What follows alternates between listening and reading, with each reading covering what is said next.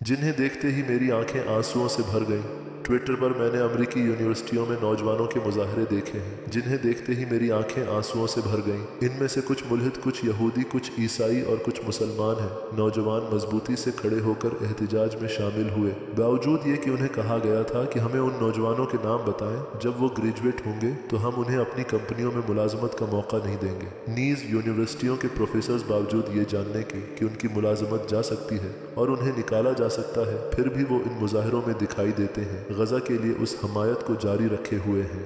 अगर आपको याद हो, 7 अक्टूबर के बाद हार्वर्ड यूनिवर्सिटी में एक डीन को बरतरफ कर दिया गया था। जानी मानी यूनिवर्सिटी, एक नहायत मोतबर यूनिवर्सिटी, उन्होंने एक डीन को निकाल दिया और उससे इन्वेस्टिगेशन की। ये सब जानने के बावजूद वो नौजवान अब भी मजबूती से खड़े हैं, गजा की हमायत जारी रखे हुए और सहयूनी इसराइल के खिलाफ लड़ रहे हैं। इसने मुझे बहुत मुतासिर किया। वो इज्तिमाई आवाज़ें, वो आवाज़ें जो इकट्ठी और मुताहिद हैं, यूनिवर्सिटी के सहनों में गूंजती हैं। और अब अमेरिका की बहुत सी यूनिवर्सिटियां हंगामा आराई का शिकार हैं। एहतिजाज में इजाफा हो रहा है। कोलंबिया यूनिवर्सिटी में वो पुलिस को ला रहे हैं, जहां आम तौर पर उनकी पॉलिसी के मुताबिक यूनिवर्सिटियों में पुलिस दाखिल नहीं होती। इस मरतबा अगले दिन 5 से 10 गुना ज्यादा नौजवान शरीक हुए। इसका मतलब है कि वो कह रहे हैं, हमें परवाह नहीं है कि ग्रेजुएशन के बाद हमें मुलाजमत मिलती है या नहीं, ये जुल्म है और हम अपने टैक्स के जरिए इसकी फंडिंग की इजाजत नहीं देंगे। वो नारा लगाते हैं। तो बुनियादी सवाल ये है कि अमेरिका में ज्यादा मुजाहरे क्यों हो रहे हैं? क्योंकि हम जानते हैं कि अमेरिका इसराइल का सबसे बड़ा हामी है। दरअसल मैंने आदाद व शुमार को देखा और मुझे एक चौंका देने वाला अदद दिखाई दिया। मैंने तलाश किया कि अमेरिका ने अपनी तारीख में इसराइल को कितना तावन फराहम किया है, उस पर तहकीक की और आदाद शुमार को देखा।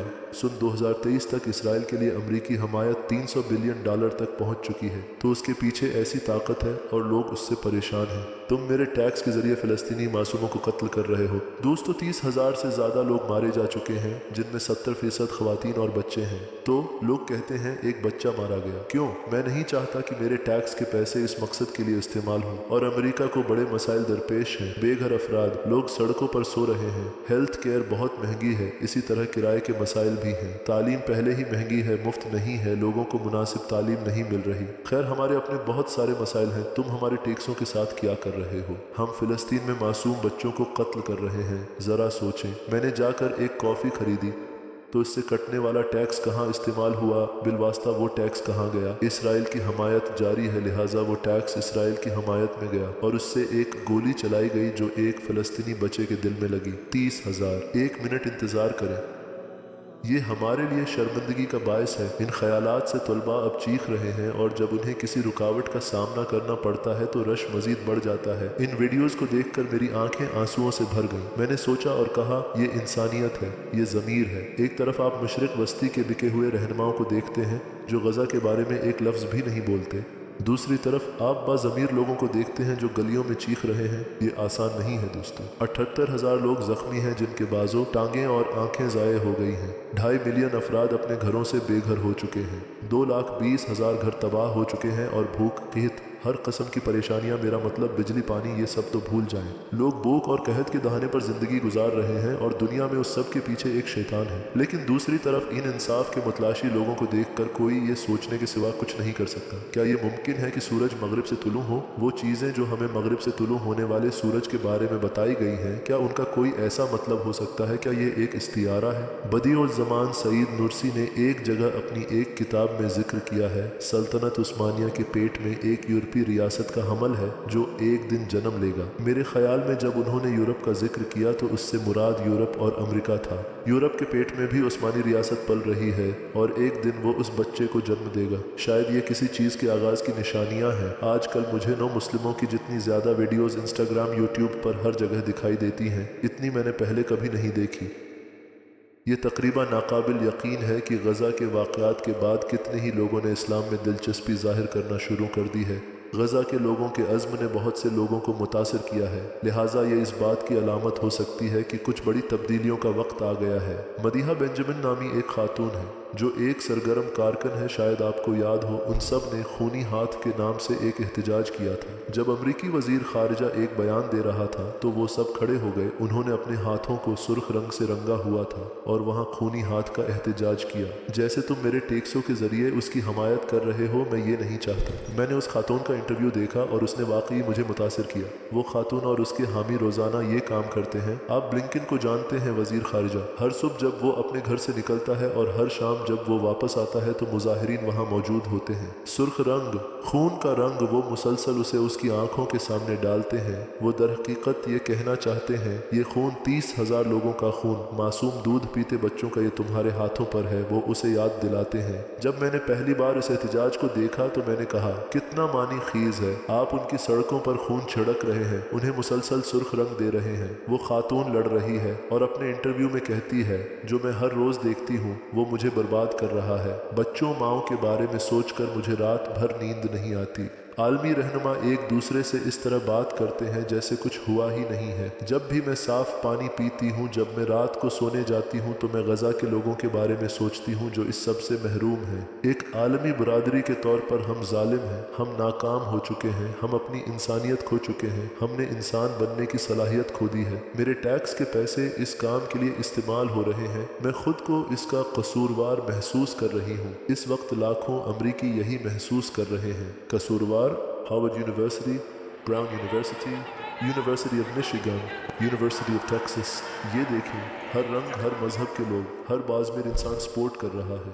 यकीनन कोई बेज़मीर मसीही शायद हमायत न करे। एक बेज़मीर मुसलमान कह सकता है, मुझे परवाह नहीं है। लेकिन क्या ये इस्लाम है? अगर हमारे नबी सल्लल्लाहु अलैहि वसल्लम आज जिंदा होते, क्या वो इस सब के बारे में खामोश रहते जो हो रहा है, या क्या वो खामोश रहने वालों के मुतालिक खामोश रहते? येल यूनिवर्सिटी में जो बहुत मुमताज़ यूनिवर्सिटियों में से एक है, चनांचे उसके ग्रेजुएट्स बहुत अच्छी पोजीशंस पर होते हैं, लेकिन उन्हें उसकी परवाह नहीं है। वो बिल्कुल परवाह नहीं करते। देखिए, उन्हें साफ साफ कहा जाता है। आप जानते हो, सैयवनी लाबी बहुत ताकतवर है। वो आपके साथ कुछ भी कर सकते हैं, लिहाजा अगर वो चाहें तो वो आपको बरतरफ कर सकते हैं। मिसाल के तौर पर उन्होंने हार्वर्ड यूनिवर्सिटी के डीन और येल यूनिवर्सिटी के डीन को बरतरफ कर दिया, लेकिन तुलबा को उसकी कोई परवाह नहीं है, क्योंकि वो बाज़मीर है। आप देखते हैं, ज़मीर एक ऐसी चीज़ है कि जब आपको कुछ गलत दिखाई देता है तो ये आपको परेशान करता है, ये आपको सोने नहीं देता, ये आपको बेदार रखता है, तो आप एक्शन लेते हैं। और चीज़ों का एक दूसरा रुख भी है, वो ये कि गजा के मसले को एक मुस्लिम मसले के तौर पर देखा जाता है, ख़ास तौर पर कुछ सेक्युलर लोगों में, लेकिन सब नहीं। कुछ लोग कहते हैं गजा एक मुस्लिम मसला है जो हमारे मुतालिक नहीं है, तो वो मजहबी और क़दामत पसंद लोग हैं। नहीं, ये बात नहीं है। इन मुजाहिरों में हिस्सा लेने वाले मुल्हिद मसीही, यहूदी और इंसान हैं।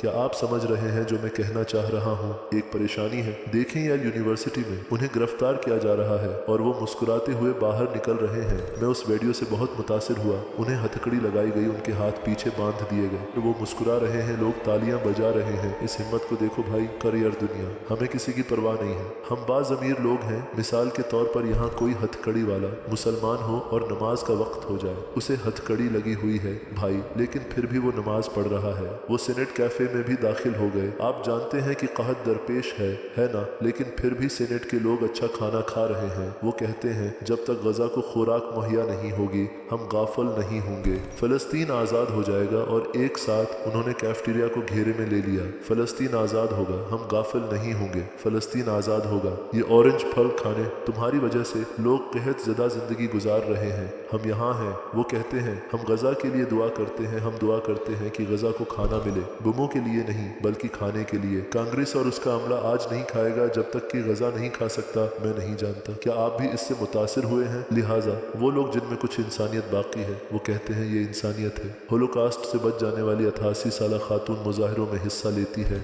88 साल की उम्र में वो कहती है, मैं यहाँ इसलिए हूँ क्योंकि बचपन में मैंने हर इस चीज़ का तजर्बा किया जिससे आज गजा के बच्चे गुजर रहे हैं। 15,000 बच्चों के कत्ले आम की कोई वजाहत काबिल कबूल नहीं है। मेरी उम्र 88 साल है और एक शहरी हुकूक की कारकन हूँ। ये भी बहुत दिलचस्प है। अमेरिका में ओहायो यूनिवर्सिटी में वैसे उन्होंने ओहायो में स्नाइपर्स लगाए हैं, वहाँ पुलिस की शदीद मुदाखलत है। इन्होंने एक यूनिवर्सिटी में फलसफा के शोबे के सरबराह को हथकड़ी लगा दी। पुलिस की तरफ से ताकत का नाकाबिल यकीन इस्तेमाल हो रहा है। क्या हो रहा है भाई? इन लोगों के पास बंदूकें नहीं हैं, कुछ भी नहीं है। ये एक यूनिवर्सिटी है, आज़ादी की जगह है, लेकिन मुदाखलत बहुत सख्त है और अब सूरत हाल उलटना शुरू हो गई है। मेरा मतलब है कि लोग बेदार होने लगे हैं। क्या हो रहा है? आप इस मामले पर इतने सख्त, इतने बरहम क्यों हैं? आप किसी भी दूसरे मुल्क से ज्यादा इसराइल की हमायत क्यों करते हैं? इसराइल आपके लिए इतना अहम क्यों है? भाई यहाँ देखें, मुसलमानों की नमाज का वक्त है और उन्होंने नमाज अदा करनी है, और लोग जो शायद मुसलमान नहीं हैं पुलिस से उनकी हिफाजत कर रहे हैं और वो कह रहे हैं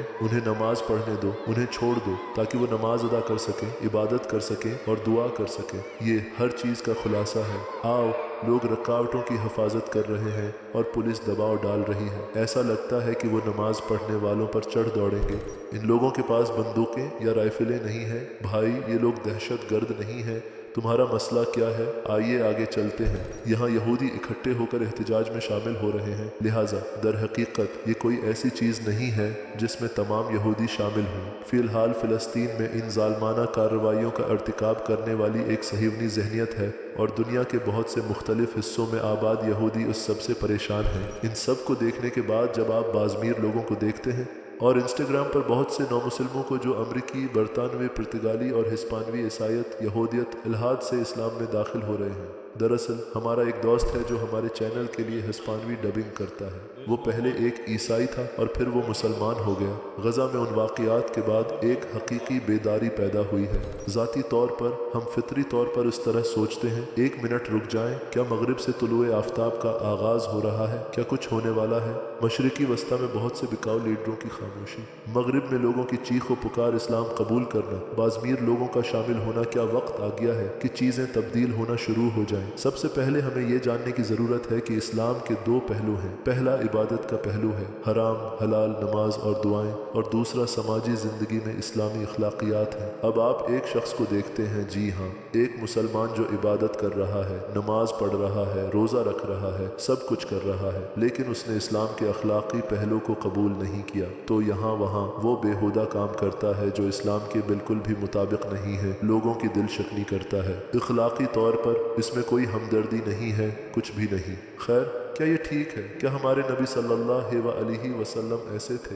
नहीं, हमारे नबी सल्लल्लाहु अलैहि वसल्लम ने दोनों पहलू दिखाए हैं। अपने अला इखलाक और इबादत में खुलूस। वो इतने मोहतात थे कि वो एक बच्चे के घर एक मरने वाले परिंदे की ताज़ियत के लिए तशरीफ़ ले गए। देखें, वो इंतहाई शफ़क़त का मुज़ाहिरा करते हुए एक परिंदे के लिए ताज़ियत करने तशरीफ़ ले जाते हैं। अब ठीक मगरिब में क्या हो रहा है? हम देखते हैं कि ऐसे लोग जिनमें इस्लामी अखलाक मौजूद हैं वो सामने आ रहे हैं और इस्लाम के बारे में जानने के बाद वो कलमा पढ़कर मुसलमान हो रहे हैं। इस्लाम में वो कुरान के उन तमाम मौजज़ात को दरियाफ्त करते हैं और वो इसमें गौर करते हैं। फिर वो कहते हैं, जी हाँ, ये वाकई हमारे खालिक की किताब है, और कलमा पढ़कर मुसलमान हो जाते हैं। मैं सिर्फ यहाँ बैठकर बातें नहीं बना रहा। अगर आप यूट्यूब पर जाएं और सिर्फ ये टाइप करें कन्वर्ट टू इस्लाम, आपको इतनी वीडियोस मिलेंगी कि आप उन्हें स्क्रॉल नहीं कर पाएंगे। मिसाल के तौर पर शॉन किंग नामी एक कारकुन है जो मेलकम एक्स से बहुत मुतासिर था। वो गज़ा के वाक़यात तक मुसलमान नहीं था। हाँ, वो इस्लाम के बारे में जानता था और दिलचस्पी रखता था,